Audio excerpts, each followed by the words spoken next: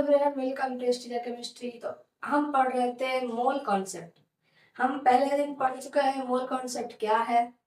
Mole concept के बारे में जितना भी बेसिक जो चीजें हमको समझना था वो सब हमने बता दिया वहाँ पे। अब हम बताए थे कि नेक्स्ट वीडियो में हम बोलेंगे कि मोल कॉन्सेप्ट के साथ सब्सटेंस जो है, मास ऑफ सब्सटेंस, उसका क्या रिलेशन है। तो आज हम देखेंगे कि मास ऑफ सब्सटेंस के साथ मोल कॉन्सेप्ट का क्या रिलेशन है, कैसा रिलेशन है, वो सब देखेंगे। Relation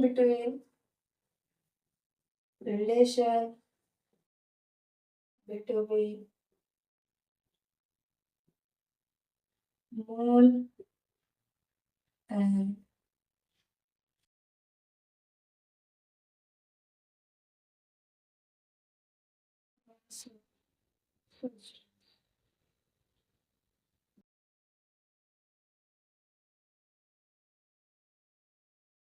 mass of substance. अब हम जानते हैं मास ऑफ सब्सटेंस कितना सब्सटेंस होता है।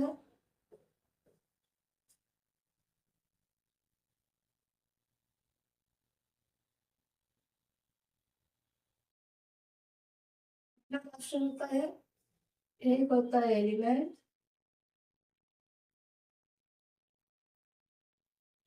और एक कंपाउंड।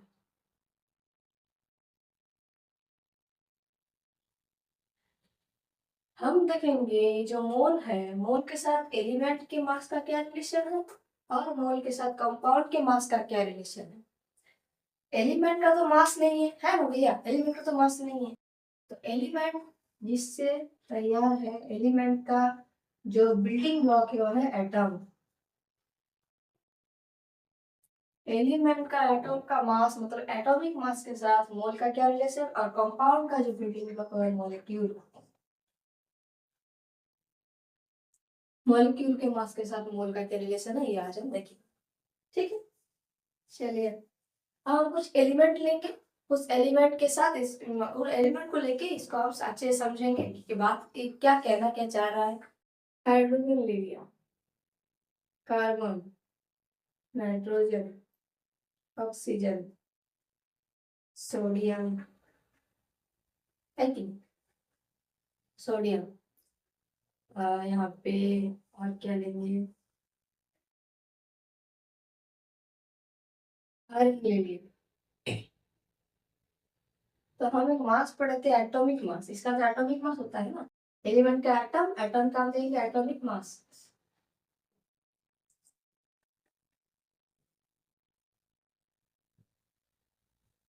एटॉमिक मास, हाइड्रोजन का एटॉमिक मास कितना है, 1 U।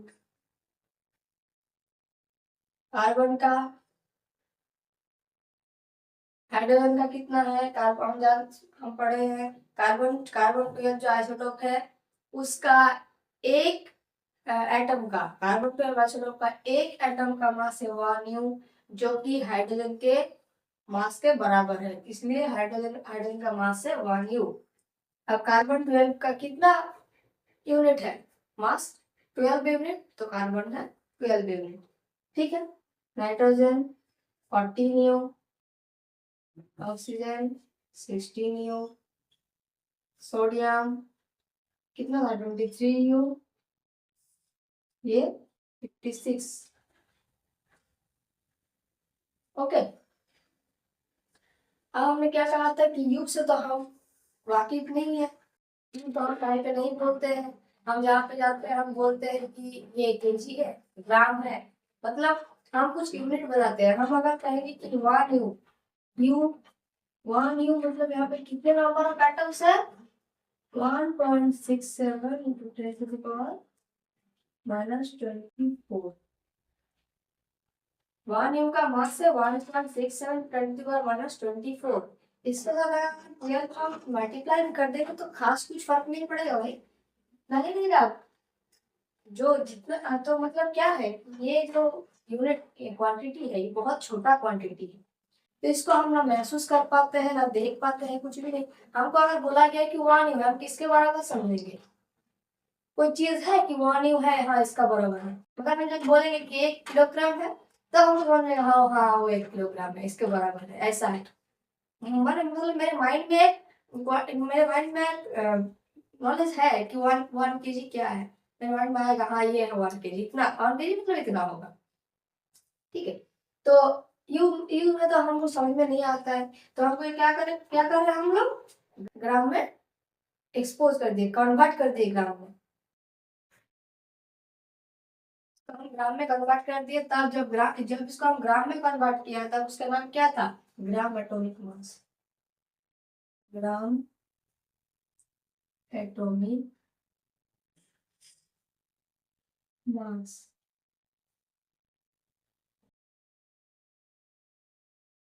Gram atomic mass. और हमने बोला था भाई कुछ खास फर्क नहीं, ये जो यू है इसके अलावा ग्राम जाएगा। 1 यू तो 1 ग्राम, 12 यू 12 ग्राम, 14 यू मतलब 14 ग्राम, 16 ग्राम, 23 ग्राम, 56 ग्राम। ओके, देखो भाई हमने जब मोल के साथ जब हम सब्सटेंस का कंपेयर कर रहे थे तो हम बताने भूल गया कि ये जो हम कंपेयर कर रहे थे, तो ऐसा सब्सटेंस का कंपेयर करना पड़ेगा जिसका केमिकल चेंज होता है। केमिकल चेंज नहीं होता है ऐसा सब्सटेंस के साथ कभी कंपेयर नहीं करेंगे। तो ऐसे सब्सटेंस दो ही है, एलिमेंट और मॉलिक्यूल। ठीक है, चलिए अब ये जो है ये है 1 एटम का मास, मास ऑफ 1 एटम। तो ई क्या है,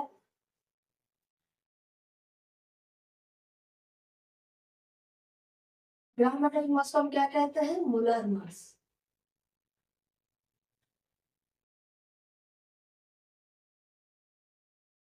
ये जो है 1 ग्राम, 12 ग्राम, 14 ग्राम, 16 ग्राम, 23 ग्राम, 56 ग्राम जो है, ये एक अमाउंट के साथ मैच करता है, फिक्स्ड है। 1 ग्राम मतलब वो जितना 1 ग्राम है,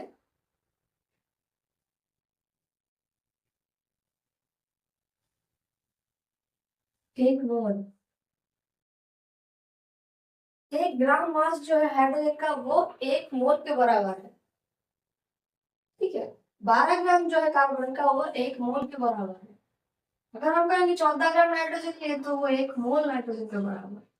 16 ग्राम ऑक्सीजन मतलब 1 मोल ऑक्सीजन के बराबर। 23 ग्राम मतलब 1 मोल सोडियम। 56 ग्राम 1 मोल,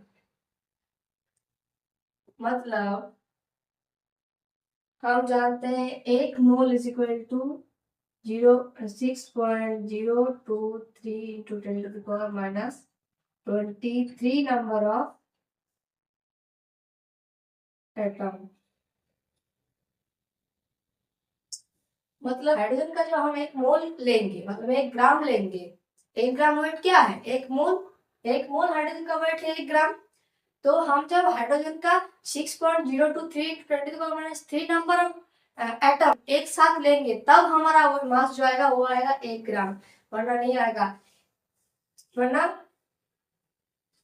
नहीं आएगा। ठीक है, हम जब कार्बन का 1 मोल लेंगे तब कार्बन का जो 12 ग्राम होगा, कार्बन का 12 ग्राम करने के लिए कार्बन का 6.02 × 10⁻³ अमाउंट ऑफ एटम एक साथ गैदर करना पड़ेगा तब हमारा 12 ग्राम आएगा। तो ग्राम एटॉमिक मास जो है उसको कहते हैं मोलर मास। और ग्राम एटॉमिक मास हर पल 1 मोल के बराबर होता है। ग्राम एटॉमिक मास होता है for 1 mole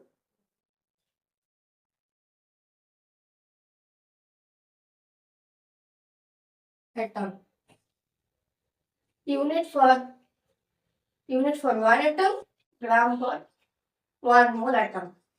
gram atomic mass है, एटम का जो ग्राम एटॉमिक मास है वो सब मोलर मास के बराबर है। जो ग्राम एटॉमिक मास है वो सब 1 मोल एटम के लिए बना है, कभी 1 एटम के लिए नहीं। यही था इसका रिलेशन कि जिस भी एटम लेंगे उसको हम जब ग्राम में एक्सप्रेस करेंगे तब वो 1 मोल एटम के लिए है, 1 मोल एटम का मास है। अगर हम यू में एक्सपोज करेंगे तब वो है 1 एटम का। ठीक है, इससे पता चलता है कि अगर हम कहें कि 1 मोल, हमें 1 मोल कार्बन चाहिए मतलब हमें 12 ग्राम कार्बन चाहिए, ऐसे तो समझ में नहीं आया कि 1 मोल कार्बन चाहिए। अरे 1 मोल क्या है? नहीं, 1 मोल मतलब 12 gram, 12 gram of carbon is equal to 1 mole. 1 mole oxygen चाहिए मतलब 16 ग्राम ऑक्सीजन चाहिए। तब जब 16 ग्राम हमें ऑक्सीजन चाहिए तब 16 ग्राम का एक क्वांटिटी है, हम उसको महसूस कर पाएंगे कि हाँ 16 ग्राम क्वांटिटी। जब हम चाहेंगे कि आयरन, आयरन में चाहिए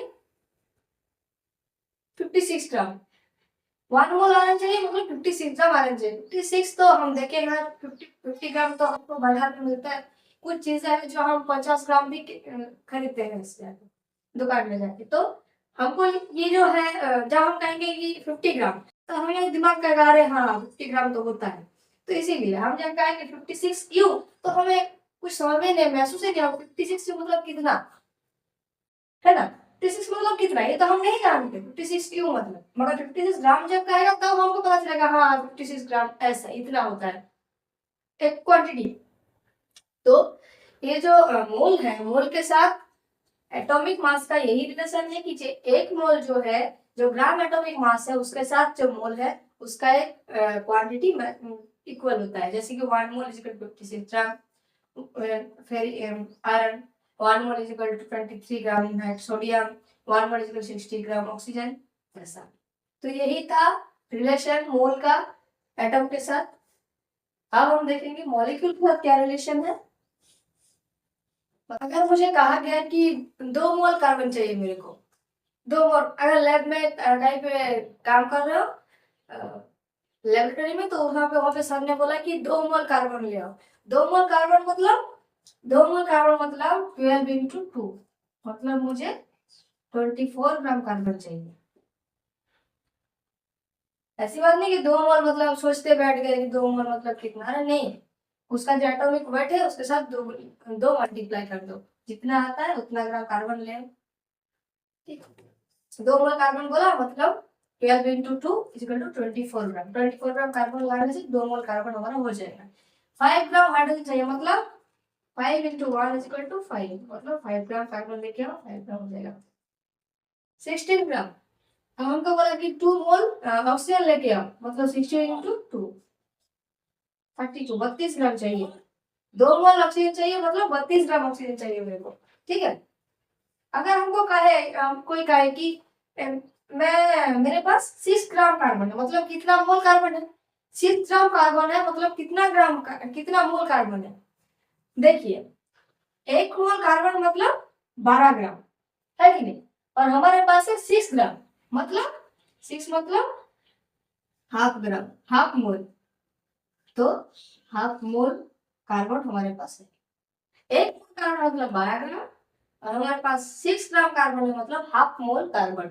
ओके, अब यहाँ पे हम देखेंगे कि मॉलिक्यूल मॉलिक्यूल के साथ मतलब कंपाउंड के साथ मोल कॉन्सेप्ट का क्या रिलेशन है। तो यहाँ पे हम कुछ कंपाउंड ले रहे हैं,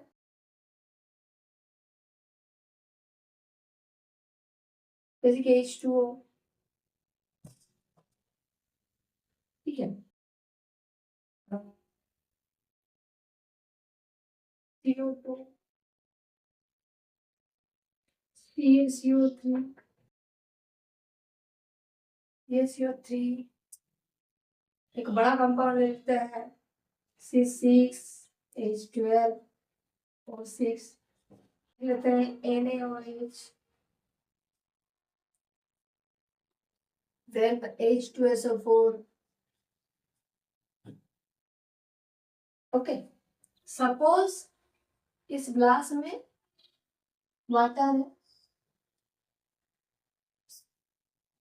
वाटर बहुत वाटर का मॉलिक्यूल है, ये कंपाउंड है ना, तो यहाँ पे बहुत वाटर का मॉलिक्यूल होगा। तो हमने कहा कि एक वाटर का मॉलिक्यूल यहाँ से निकालते हैं, एक वाटर का मॉलिक्यूल यहाँ से निकाल दें। अब एक वाटर मॉलिक्यूल में क्या होता है, तो हाइड्रोजन और ऑक्सीजन, हाइड्रोजन।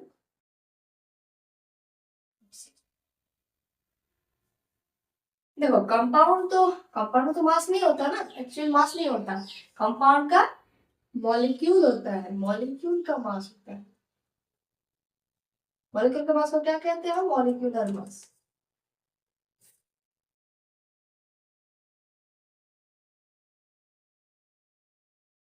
मॉलिक्यूलर मास, अब इसका मास क्या होता है, कैसे मास का मॉलिक्यूलर मास निकालते हैं, कैलकुलेट कैसे करते हैं मॉलिक्यूलर मास, हमने पहले ही बताया। जैसे कि हाइड्रोजन का क्या है मास, ग्राम एटॉमिक मास हाइड्रोजन, यहाँ पे ग्राम एटॉमिक मास लिखेंगे नहीं लिखेंगे, यहाँ पे हम एक मॉलिक्यूल के लिए निकाल रहे हैं, मतलब यहाँ पे यूनिट लेंगे यू, 1 U इंटू कितना हाइड्रोजन है, 2 हाइड्रोजन, 2 प्लस ऑक्सीजन का कितना है atomic mass 16U, 18U, mass of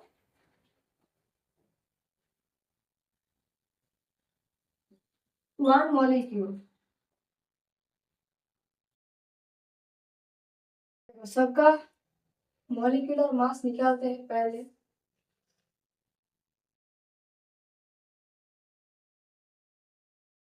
H2O का तो हमने निकाला 18, CO2 कितना है 12 प्लस 16 इंटू 2 44 ग्राम, इसको हम हटा देते हैं।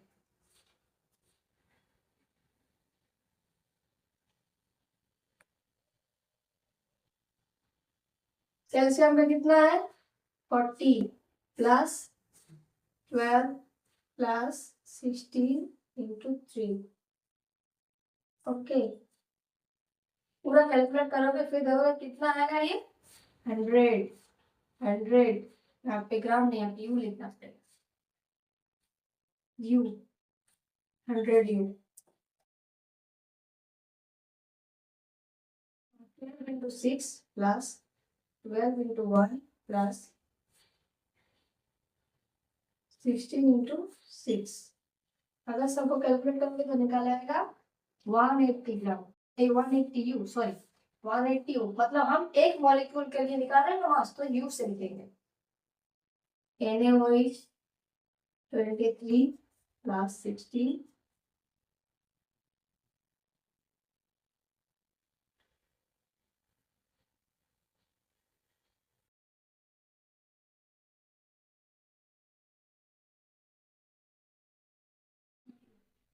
H2SO4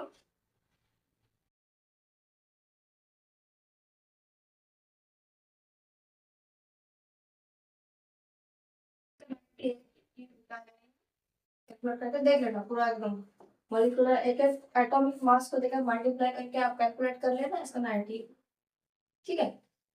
अब फिर वही यूनिट तो बहुत छोटा क्वांटिटी है, यूनिट का कितना है फिर से बताओ 1.67 इंटू 10⁻⁻24 ग्राम इसका वेट, तो फिर से हम यूनिट में नहीं लिखेंगे, हम इसको एक्सप्रेस करेंगे ग्राम मॉलिक्यूलर मास में, ठीक है। अब ग्राम मॉलिक्यूलर मास,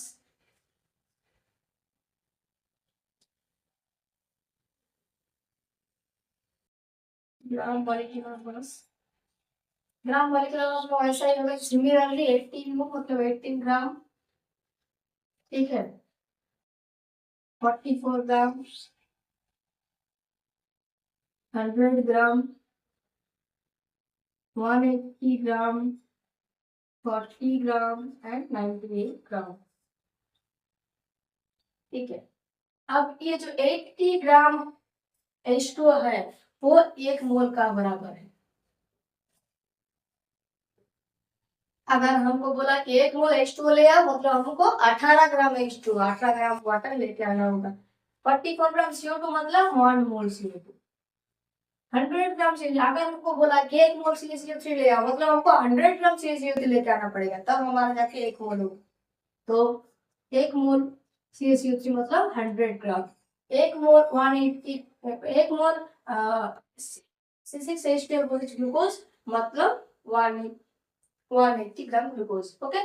NaOH 40 ग्राम NaOH मतलब 1 मोल NaOH, 1 मोल अगर H2SO4 आपको लाने को कहे तो हमको 98 ग्राम H2SO4 लाना पड़ेगा, ओके। तो मॉलिक्यूलर मास को हम क्या कहेंगे मोलार मास है, ठीक है। यही जो रिलेशन था कंपाउंड के बीच, मतलब हम कंपाउंड कंपाउंड का तो मास नहीं होता, तो मॉलिक्यूल कंपाउंड के अंदर मॉलिक्यूल रहता है उसका बिल्डिंग ब्लॉक है मॉलिक्यूल, अब मॉलिक्यूल का जो मास होता है उसे आप कहते हैं मॉलिक्यूलर मास। मॉलिक्यूलर मास, जब मॉलिक्यूलर मास हम कैलकुलेट करेंगे, फिर जब एक मॉलिक्यूल का कैलकुलेट करेंगे तब तो हम जी नहीं लिख पाएंगे, ग्राम कुछ क्वांटिटी नहीं लिख पाएंगे, तब हम लिखेंगे कि यू, मतलब 1 मोल। 1 मोल मॉलिक्यूल के 1 मॉलिक्यूल के लिए जब हम कैलकुलेट करेंगे तब हम यू लिखेंगे। मगर हमको चाहिए कि 1 मोल के साथ मॉलिक्यूल के मास को क्या रिलेशन है, हमको वो चाहिए। हमको तो यू लेके कोई सर दर्द नहीं, यू क्या है क्या नहीं जानने की जरूरत नहीं। हमको जानने की जरूरत है कि मोल के साथ, मोल कॉन्सेप्ट के साथ मॉलिक्यूलर मास का क्या रिलेशन है। तो 1 मोल जो ग्राम मॉलिक्यूलर मास है, 1 मोल जब कहेंगे, जब हम इसका जो मॉलिक्यूलर मास है उसको हम ग्राम में कन्वर्ट करेंगे, तब जो मास आएगा वो 1 मोल मास के बराबर होगा, वो 1 मोल के बराबर होगा। अगर हम H2 18 ग्राम ले, तब वो जाके 1 मोल हाइड्रोजन वाटर होगा, वरना ये 1 क्यू रह जाएगा। 1 मतलब 1 वाटर का मॉलिक्यूल, और 18 ग्राम मतलब 1 मोल वाटर का मॉलिक्यूल। ओके, चलिए CO2 हम जब लेंगे, जब 44U CO2 लेंगे, तब वो 1 CO2 मॉलिक्यूल का वो मास होगा। मगर जब हम 44 ग्राम CO2 लेंगे, तब वो 1 मोल वाटर का 1 मोल CO2 का मास होगा। चलिए यही था जो रिलेशन था मॉलिक्यूलर मास के साथ मोल का। तो मोल को जब हम यू से ग्राम में कन्वर्ट करते हैं, तब वो होता है 1 मोल मॉलिक्यूल का मॉलिक्यूलर मास। ठीक है, अब हम कुछ क्वेश्चंस करेंगे, इस रिलेटेड कुछ क्वेश्चंस करेंगे। चलिए अब हम देखते हैं कुछ क्वेश्चंस। ठीक है, जहाँ पे मोल्स को कैलकुलेट करने के लिए बोला है, नंबर ऑफ मोल्स कितना है एटम में या मॉलिक्यूल में, कितना मोल्स, कितना नंबर ऑफ मोल्स है। ठीक है, मोल्स कैलकुलेट करने को बोला है, इसके बारे में बता दें कि moles, number of moles calculate करने का एक फॉर्मूला आता है, given mass of the substance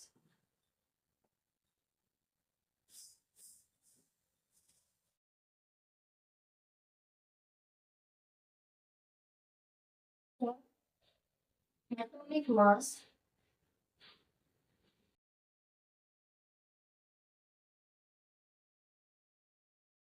of substance.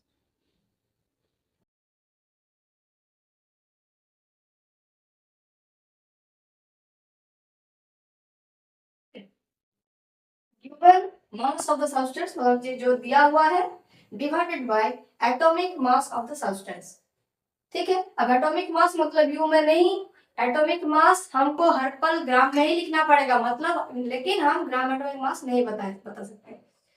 हमको दिमाग में रखना पड़ेगा कि हाँ ये ग्राम एटॉमिक मास है, मगर लिखना की जरूरत नहीं है, कहीं भूलने का भी जरूरत नहीं है। अपना दिमाग में तो रखना पड़ेगा, हम लोग केमिस्ट्री पढ़ रहे हैं तो हम लोग को ये तो कुछ कॉमन चीजें तो याद रखना पड़ेगा, ये नहीं करना पड़ेगा भाई। हम लोग केमिस्ट्री का स्टूडेंट है तो केमिस्ट्री में तो कुछ ज्ञान रखना पड़ेगा कि हम लोग को, हम जानते हैं कि ये ग्राम एटॉमिक मास से ग्राम में लिखा हुआ है, मतलब ग्राम एटॉमिक मास है, लेकिन हम बताएंगे नहीं कुछ।